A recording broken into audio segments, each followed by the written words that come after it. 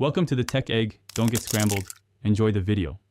You start with admin rights and your adapter visible.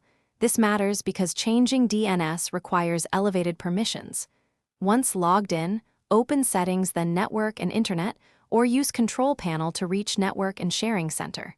Make sure you pick the correct adapter, Wi-Fi versus Ethernet, because each has its own DNS entries.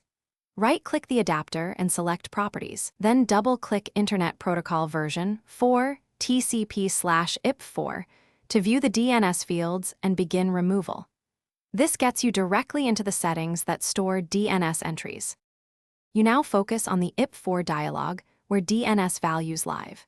If your adapter was set to manual DNS, choose Obtain DNS Server Address automatically to revert to DHCP assigned servers, or explicitly clear the preferred and alternate DNS fields to remove entries. Click OK and close Properties, then restart the adapter by disabling and re-enabling it to force the change. Make sure to also check Internet Protocol version 6 TCP/IP6, and repeat removal if IP6 DNS addresses are present so no old entries remain active.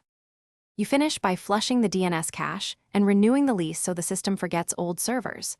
Open an elevated command prompt and run ipconfig/flushdins followed by ipconfig/renew. Once done, test connectivity with ping and try loading websites.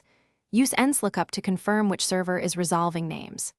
If pages fail, make sure no VPN, parental control, or DNS over HTTPS app is enforcing different servers, and be ready to restore the previous DNS entries on the adapter or check the router's DNS settings as the key troubleshooting step. Thanks for watching. Consider subscribing if I helped unscramble your problems.